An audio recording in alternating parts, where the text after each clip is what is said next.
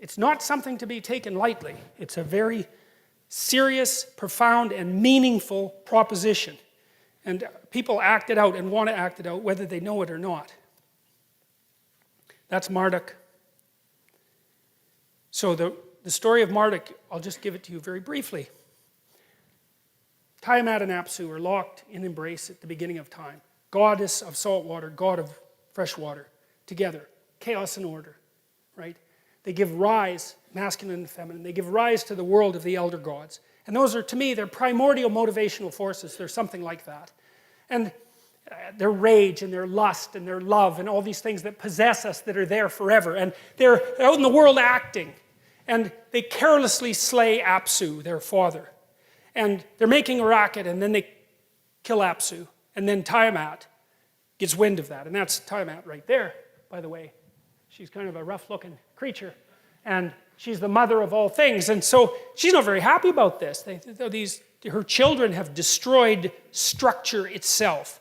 Plus, they're noisy and careless. And so she thinks, all right, just like Noah, just like the God that brings the flood to Noah, exactly the same idea. Tiamat comes back and says, yeah, okay, enough is enough. I'm going to take you out. And she makes this battalion of monsters and puts the worst monster there is at the head of the battalion. His name is Kingu. He's like a precursor to the idea of Satan. And she lets the gods know, hey, I'm coming for you. And so they're not very happy about this because they're gods, but like, yeah, she's chaos itself, right? She gave birth to everything. This is no joke. And so they send one god out after another to confront her, and they all come back with their tails between their legs.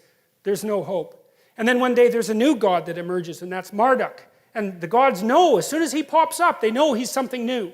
Remember, and this is happening while the Mesopotamians are assembling themselves into one of the world's first great civilizations. So all the gods of all those tribes are coming together to organize themselves into a hierarchy to figure out what proposition rules everything. And so Marduk is elected by all the gods, and he says, look, I'll go out there and I'll take on Tiamat, but here's the rule. From here on, you follow me. I determine destiny. I'm the top god. I'm the thing at the top of the hierarchy. And all the other gods say, hey, look, no problem. You get rid of chaos, we do exactly what you say. Now, Marduk, he has eyes all the way around his head, and he speaks magic words. Those are his primary attributes. And so he takes a net, and he goes out to confront Tiamat.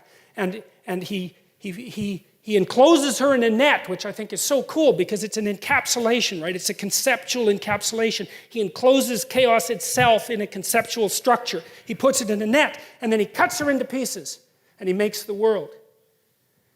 And then he creates human beings to inhabit that world and to serve the gods. And he creates human beings out of the blood of Kingu, the worst of the demons.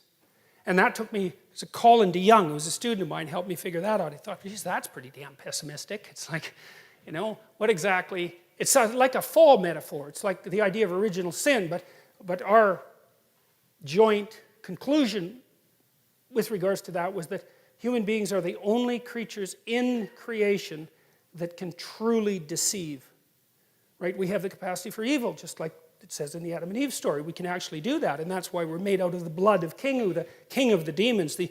We are the thing that can deceive, that can twist the structure of reality. Well, so Marduk. Now, the Mesopotamians had an emperor, right? And the emperor was the avatar of Marduk. That's what made him emperor. He was only an emperor if he was going to be Marduk. He had to be a good Marduk, which meant he had to confront Tiamat, chaos, and cut her up and make order out of her pieces. And what the Mesopotamians used to do at the New Year's celebration, they'd go outside their walled city, and that's explored territory versus unexplored territory. They'd go outside their walled city into chaos, and they'd bring all the statues that represented the gods, and they'd act this out.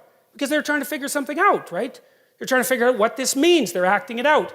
And then they'd take their emperor, and the priest would make him kneel, and they'd take all his king uniform off, his emperor uniform off, and make him kneel and humiliate him and nail him with a glove and say, okay, how were you not a good Marduk this year, right?